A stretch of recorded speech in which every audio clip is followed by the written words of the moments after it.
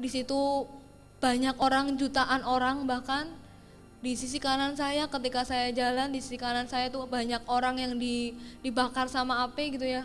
Dan tubuh itu dibakar api sampai tubuhnya meleleh habis. Tapi anehnya tuh bisa lagi muncul lagi, normal gitu ya. Dan itu kemudian dibakar lagi sampai habis, kemudian dibakar lagi sampai habis. Dan kemudian normal lagi, dibakar lagi, dan itu terus menerus gitu ya, berulang-ulang gitu ya. Nggak ada hentinya dan sifatnya itu kekal gitu ya. Dan di sebelah sisi kanan saya, ketika saya jalan, saya ngelihat jutaan orang juga itu digerogotin sama yang namanya ulat-ulat kecil gitu ya, ulat-ulat gitu ya.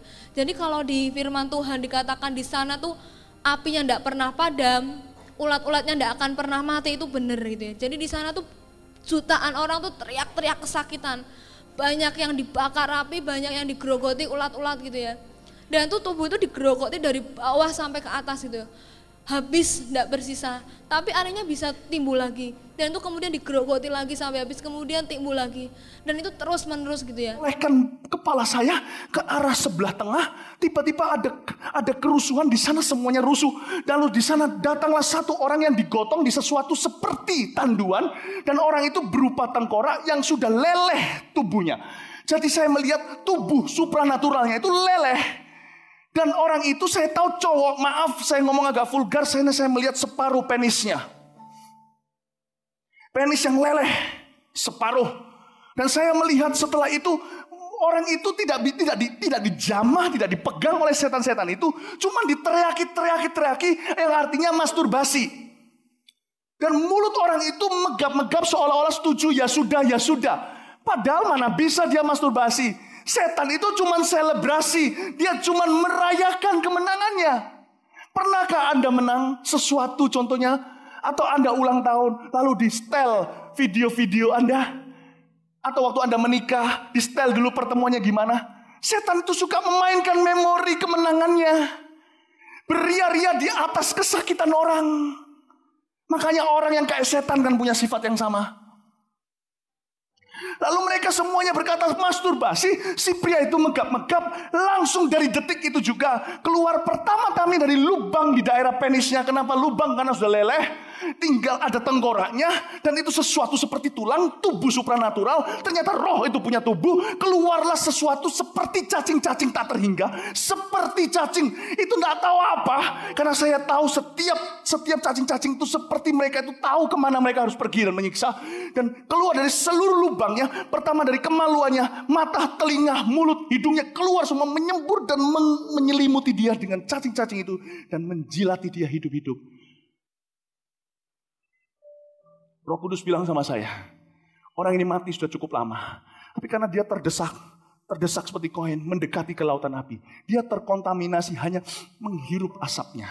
Barang siapa menghirup asap murka, belum juga dilempar ke bawah. Dari dalam tubuh supranaturalnya keluar cacing-cacing yang tak terhingga, yang tak bisa mati oleh karena api. Baca di Alkitab, terletak gigi di sana dan cacingnya tidak pernah mati. Ternyata jantung saya sakit. Saya cuma bilang sama suami saya, jantung saya sakit dan saya tertidur. Ternyata saya di bawah Tuhan dan berakhir nyawa saya di situ.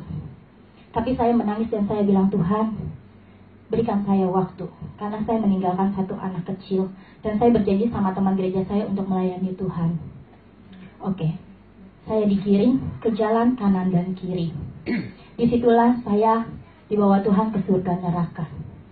Pertama saya menginjakkan kaki saya yaitu di tempat neraka. Saat ini saya sedang ada di depan Bapak Ibu bukan untuk berdongeng atau bukan untuk menceritakan yang bukan-bukan. Tapi saya akan menceritakan apa yang saya lihat, apa yang saya dengar dan saya rasakan. Itu adalah tugas saya. Amin. Saya berjalan, lebih masuk lagi. Ini tempat apa? Maaf ya, neraka itu tidak seperti rapi seperti ini. Tapi lantainya itu penuh dengan daging-daging mentah yang lempar-lempar. Dan bau busuknya melebihi dari bangkai tikus. Kalau kita cium bau tikus saja sudah bau banget. Tapi itu lebih-lebih daging manusia yang terlempar. Saya masuk lebih dalam lagi. Di sebelah kiri itu orang bercerit-cerit. Ternyata firman Tuhan mengatakan itu benar-benar nyata. Gertakan gigi, tangisan, semuanya benar-benar ada di sana. Di sanalah tempatnya. Di sebelah kiri itu ada telinga dipotong, bola mata terlempar keluar. Lidah dipotong, gertakan gigi semuanya, tangan-tangan, kaki-kaki, jari-jari semuanya terpotong. Saya tanya, itu kenapa? Karena itu telinganya tidak pernah dipakai untuk mendengarkan firman Tuhan. Bola matanya terlempar, kenapa? Karena matanya hanya melihat keindahan duniawi, tapi tidak datang untuk ke mezbah Tuhan. Kenapa lidahnya dipotong? Karena itu hanya mengucap saksi dusta saja, tidak pernah mengucapkan hal-hal kebaikan. Memfitnah orang, berbohong, itu tidak boleh. Kenapa jari-jarinya semuanya? Ternyata di sana semua dipertanggungjawabkan Bapak Ibu sendiri tanpa siapapun. Saya berjalan lagi, kenapa itu? Itu ada homoseksual, ya, ada yang lesbian, semuanya ada yang narkoba, semuanya dicampur di sana. Yang homoseksual sama yang lesbian itu dipersatukan sama pasangannya di dunia, diikat di sana.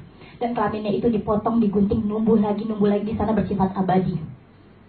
Saya jalan lebih dalam lagi, di tengah-tengah itu ada penggorengan besar, yaitu kalau memang bapak-bapak, ibu-ibu sudah melihat contoh-contoh gambar-gambar neraka itu, ya itulah penggorengan, api perapian yang kekal. Di situ kita akan masuk, satu-satu berbaris, dan satu-satu akan terlempar masuk ke sana, dan itu muncul lumer seperti lilin, muncul lumer dan itu terus-terusan. Dan di situ tidak ada lagi kesempatan untuk bertobat. Kalau mau bertobat, bertobatlah saat ini juga. Mumpung Tuhan kasih kesempatan untuk kita bertobat, jangan sia-siakan waktu yang ada seperti saya.